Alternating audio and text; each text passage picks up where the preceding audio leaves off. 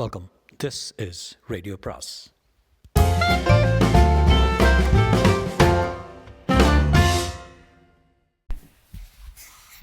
அனைவருக்கும் அன்பு வணக்கம். ராஜேஷ்குமாரின் 1+1=0 அத்தியாயம் 25. விவேக் உச்சபட்ச வியப்போடு வானதியை பார்த்தான். எனது இந்த லெட்டரை உங்ககிட்ட கொடுத்தது திலீபனா? ஆமாம் சார். திலீபனை உனக்கு எப்படி தெரியும்?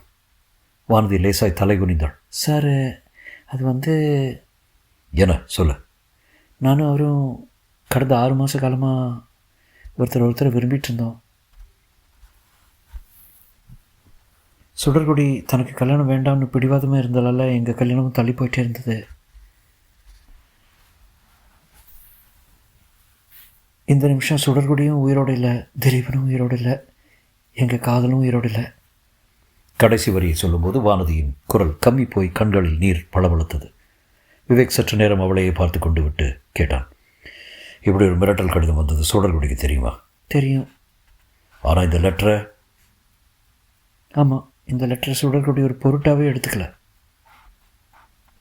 திலீபன் தான் பயந்து போனவராக இந்த லெட்டரை என்கிட்ட கொண்டு வந்து கொடுத்து சுடர்குடிக்கு புத்துமதி சொல்லும்படி கேட்டுக்கிட்டாரு. நீ புத்துமதி சொன்னியா? இல்லை, இந்த ஃபோட்டோவையும் லெட்டரையும் திலீபன் என்கிட்ட கொடுத்துட்டு போன பின்னாடி சுடர்குடி என்னை பார்க்கவே இல்லை. அவள் யாரையோ பேட்டி எடுக்கவும் பட்டிமன்றங்களில் போய் கலந்துக்கவும் வெளியே போயிட்டு இருந்தா. நான் ஒரு தடவை ஃபோனில் காண்டாக்ட் பண்ணி பேச முயற்சித்தேன்.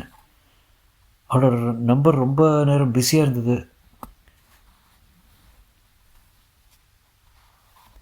சுடர்குடி வளையோச பத்திரிகையில் கோணல் கோடுகள்ங்கிற தலைப்பில் ஒரு கட்டுரை எழுதியிருந்த விஷயத்தை பற்றி உங்கள்கிட்ட ஏதாவது பேசினாளா?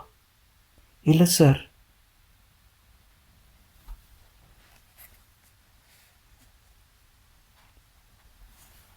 அது என்ன கோணல் கோடுகள் சொல்லுவியா? தெரியாது சார். சுடர்குடி அந்த கட்டுரை எழுதக்கூடாது. வேறு எழுதுனா போபால் ரயில்வே ஸ்டேஷனில் ஒரு பெண் எப்படி வெட்டி கொலை செய்யப்பட்டாலோ அதே நிலைமை தான் அவளுக்கும் ஏற்படும் சுடர்குடிக்கு எழுதப்பட்ட கடிதத்தில் குறிப்பிட்டிருந்தது.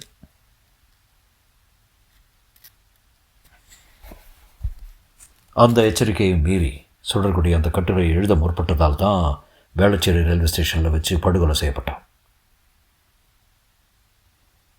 அதாவது கொலையாளியுடைய நோக்கம் அவளை தீர்த்து கட்டுவது தான் இல்லையா வானதி? ஆமாம் சார். அப்படின்னா இந்த விவகாரத்தில் திலீபை ஏன் கொலை செய்யப்படணும்? இப்போது வானதியின் குரலோடு அவளுடைய அழுகையும் சேர்ந்து கொண்டது. விம்மலோடு பேசினாள். என்னோட மனசுக்குள்ளே இருக்கிற கேள்வி அதுதான் சார். நான் சரியாக சாப்பிட்டு ஒழுங்காக தூங்கி 1 வாரமாச்சு. நான் திலீபனை காதலிக்கிற விஷயம் என்னோட பேரண்ட்ஸ் உட்பட வெளியே யாருக்கும் தெரியாது சார்.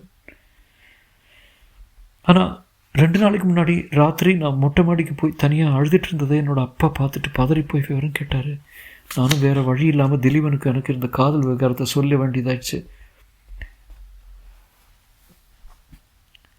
சுடர்குடிக்கு வந்த இந்த மிரட்டல் கடிதம்? நான் அதையும் மறைக்கல, எல்லாத்தையும் சொல்லிட்டேன். அப்பா என்ன சொன்னார் சொல்லவா? என்னோட 2 கையும் பிடிச்சிட்டு தயவு பண்ணி போலீஸ்க்கு போயிடாதேம்மா. அப்படி போயிட்டா அதுக்கப்புறம் எல்லா மீடியாஸ் ரிப்போர்ட்டர்ஸும் கேமராவும் மைக்குமா நம்ம வீட்டுக்கு முன்னாடி 24 மணி நேரம் நின்றுட்டுருப்பாங்க. நாளைக்கு உனக்கு ஒரு கல்யாணம் நடக்குங்கிறத நினச்சி பார்க்க முடியாத ஒரு விஷயமா போயிடும்னு சொன்னார். அப்பா சொன்னது ஒரு வகையில் நியாயமாக இருந்ததால் அப்போதைக்கு நான் ஒத்துக்கிட்டேன். ஆனால் இன்றைக்கி நீங்கள் இந்த பத்திரிக்கை ஆஃபீஸில் வந்து மேடத்தை என்கொயரி பண்ணிகிட்டு இருந்ததை பார்த்தேன். ஏதாவது ஒரு தடயம் கிடைக்காதான்னு நீங்கள் தவிக்கிற தவிப்பு எனக்கு புரிஞ்சுது. சுடர்குடி, திலீபன் இந்த 2 பேரோட படுகொலைகளுக்கு காரணமான நபர் எந்த ஒரு காரணத்தை முன்னிட்டும் சட்டத்தோட பிடியிலேருந்து தப்பிச்சுட்டு போயிடக்கூடாதுன்னு நினச்சேன். இப்போ எல்லாத்தையும் உங்ககிட்ட சொல்லிட்டேன். விவேக் மெலுதாய் அவளை பார்த்து புன்னகைத்தான். தேங்க்ஸ் வானதி. நீ இப்போ என்கிட்ட கொடுத்த இந்த லெட்டர் விஷயமும் சரி, உனக்கு திலீபனுக்கும் இருந்த காதல் விவகாரம் சரி, கொலையாளி பிடிபடுகிற வரைக்கும் வெளியே தெரியாது. இந்த நேரத்தில் நீ தைரியமாக இருக்க வேண்டியது ரொம்ப முக்கியமும். நீ என்கிட்ட ஏதாவது பேசணும்னா என்னோடய பர்சனல் நம்பருக்கு எந்த நேரத்தில் நீ ஃபோன் பண்ணலாம். வானதி கண்ணீரோடு தலையாட்டினான். விஷ்ணு விவேக்கிடம் திரும்பினான். பாஸ், சுடர்குடியும் திலீபனும் உண்மையில் சிஸ்டர் பிரதரே. ஆனால் அந்த உறவை கொச்சப்படுத்தத்தான் சுடர்குடியோட வீட்டுக்கு படுக்கறையில் காண்டத்தையும் கருத்தரை மாத்திரைகளையும் கொலையாளி மறைச்சி வச்சுருக்கணும். கரெக்ட் விஷ்ணு. நான் தான் அவசரப்பட்டு அவங்க 2 பேருமே தப்பானவங்க முடிவு பண்ணிட்டேன். நீங்கள் அப்படி முடிவு பண்ணது பிரம்மஹத்தி தோஷத்துக்கு சமம் பாஸ். இதுக்கு ஒரு பரிகாரம் இருக்கே. திருவடை மருதூர் கோயிலுக்கு போய் மகாலிங்கேஸ்வரருக்கு வில்வ இலையால் அர்ச்சனை பண்ணி சாரி பாஸ், நேற்றுக்கு தந்தி டிவியில் சிவல்புரி சிங்காரம் எது பிரம்மஹத்தி தோஷம்னு சொல்லி அதுக்கான பரிகாரங்களை சொல்லிகிட்டு இருந்தார். அது ஞாபகத்துக்கு வந்தது. விவேக் மீனல் ஹவுஸ்னு ஏறிட்டான். மேடம், இங்கே வந்து என்கொயரி பண்ணதில் இந்த கேஸுக்குள்ளே இருந்த சில குழப்பங்கள் விலகி இருக்கு. வானதிக்கும் திலீபனுக்கும் இருந்த காதல் விவகாரம் இப்போதைக்கு வெளியே தெரிய வேண்டாம். மீனல் ஹவுஸி கலவர விழிகளோடு தலையாட்ட விவேக் அறை நின்று வெளிப்பட்டான். மேற்கு மாம்பலம் கணபதி தெருவின் மையத்தில் இருந்தது அந்த அமராவதி பதிப்பகம். அதன் உரிமையாளர் ஜெகநாதன் 35 வயதிலிருந்து 40 வயதுக்குள் தோற்றம் காட்டி விவேக்கையும் விஷ்ணுவையும் ஒரு புன்னகையோடு வரவேற்றார். விவேக் தன் அடையாள அட்டையை காட்டியதும் சற்றே முகம் மாறினார். நெற்றி உடனே ஒரு வியர்வை கோட்டிங்கிற்கு உட்பட்டது. Sir, tension. நீங்கள் டென்ஷன் ஆகாதீங்க, ஒரு சின்ன விசாரணை, அவ்வளோதான்.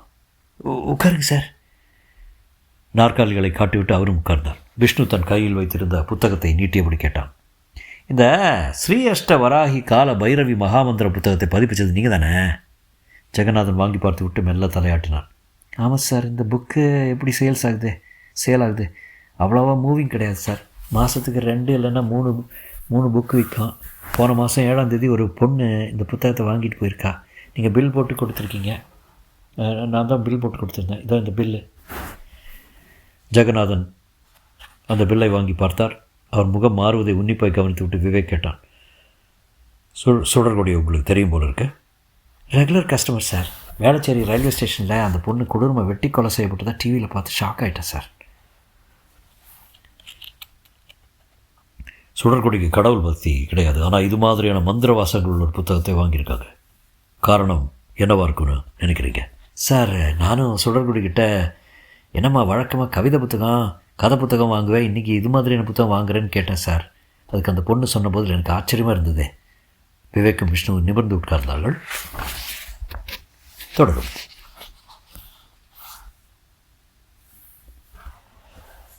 அனைவருக்கும் அன்பு வணக்கம். ராஜேஷ்குமாரின் 1+1=0 அத்தியாயம் 26. விவேக்கும் விஷ்ணுவும் அந்த பக்கம் அந்த புத்தக பதிப்பாளர் ஜெகநாதனை வியப்பான பார்வைகளால் நனைத்தார்கள். விவேக் கேட்டான். நீங்கள் கேட்ட அந்த கேள்விக்கு சுடர்கொடி என்ன பதில் சொன்னான்? இந்த மந்திரம் தந்திரம் மூலமாக ஒருத்தரோட மனசை மாற்றி அவங்கள நம்ம கட்டுப்பாட்டுக்குள்ளே கொண்டுட்டு வரலாம்னு இது மாதிரியான புத்தகங்களில் சொல்லப்பட்டிருக்கிறது உண்மையாக பொய்யான்னு ஒரு ஆராய்ச்சி பண்ணத்தான்னு சொன்னாங்க. நீங்கள் அதுக்கு என்ன பதில் சொன்னீங்க?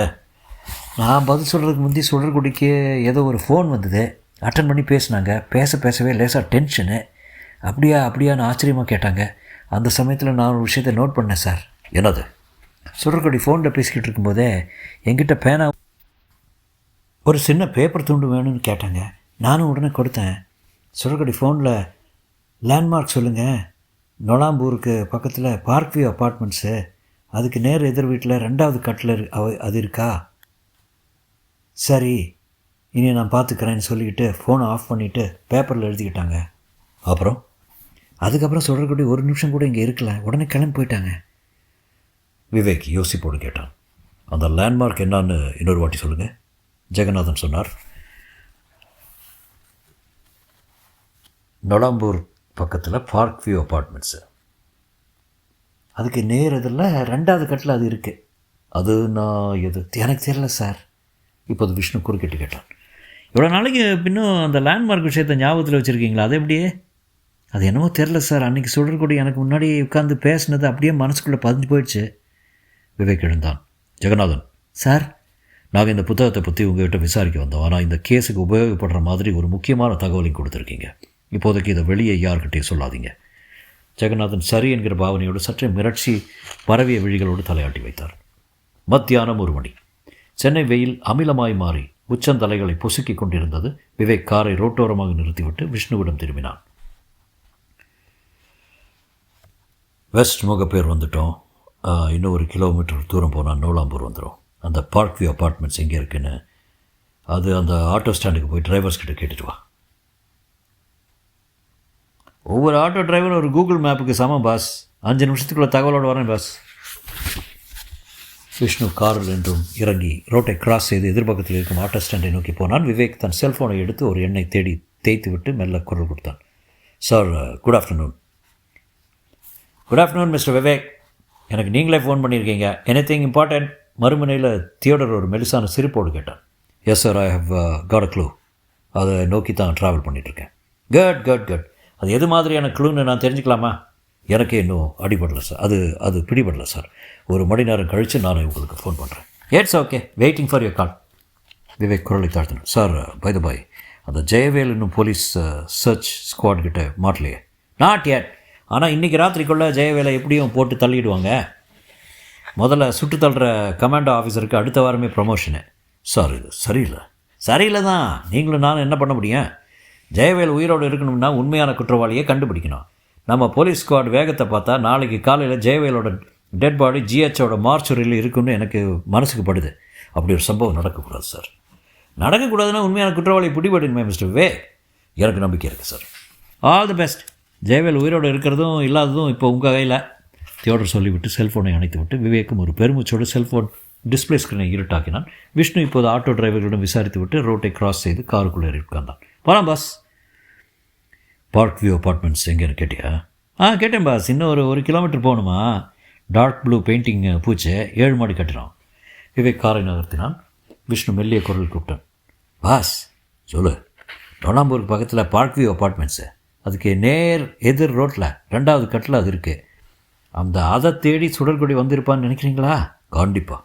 அது எதுன்னு சுடர்கொடி தெரிஞ்சுக்கிட்டதால் வேளச்சேரி ரயில்வே ஸ்டேஷன் பிளாட்ஃபாரத்தை அவளோட ரத்தத்தால் குளிப்பாட்டியிருக்காங்க. சுடர்கொடிக்கு அது இதுன்னு தெரியும், நமக்கு அது தெரியாது. அதை நாம் எப்படி கண்டுபிடிக்கிறோம் பாஸ்? முதல்ல அந்த 2வது கட்டுக்கு போவோம். அங்கே யார் யார் இருக்காங்க, அது எது மாதிரியான இடம்னு பார்ப்போம். ஆனால் ஒரு விஷயத்தை நம்ம மறக்கக்கூடாது விஷ்ணு. எதை சொல்கிறீங்க பாஸ்? இப்போவும் எதிரிகள் உன்னையும் என்னையும் ஒவ்வொரு வினாடியும் கண்காணிச்சுட்டு தான் இருக்காங்க. நாம் அவங்கள நெருங்கிட்டோம் தெரிய வரும்போது சுடர்கொடிக்கு ஏற்பட்ட நிலைமை உனக்கும் எனக்கு ஏற்படலாம். பாஸ், என்ன பயமாக இருக்கா? அந்த கடவுளே காவலுக்கு இருக்கும்போது பூசாரிக்கு என்ன பயம் பாஸ்? என்னடா சொல்கிற? நீங்கள் பக்கத்தில் இருக்கும்போது எனக்கு என்ன பயம் பாஸ்? விவேக் காரின் வேகத்தை குறைத்து கொண்டே குறிந்து பார்த்தான். சற்று தொலைவில் அடர்த்தியான நீல வண்ண பெயிண்டிங் அந்த 7 மாடி கட்டடம் தெரிந்தது. கட்டடத்தின் உச்சியில் பார்க் வியூ அப்பார்ட்மெண்ட்ஸ் என்ற ஆங்கில எழுத்துக்கள் வெயிலில் படிச்சிட்டன. அடுத்த சில வினாடிகளில் கார் அப்பார்ட்மெண்ட்டை நெருங்கி நின்றது. விவேக்கும் விஷ்ணுவும் எதிர்பக்கமாய் தெரிந்த ரோட்டை திரும்பி பார்த்தார்கள். ஒரு சிதிலமான மண் ரோடு பார்வைக்கு தட்டுப்பட்டது. விஷ்ணு, அந்த ரோடு தான் நினைக்கிறேன். ஆமாம் பாஸ், போலாமா? நான் எப்போ ரெடி பாஸ். விவேக் அந்த மண் ரோட்டை நோக்கி காரை செலுத்தினான். தொடரும்.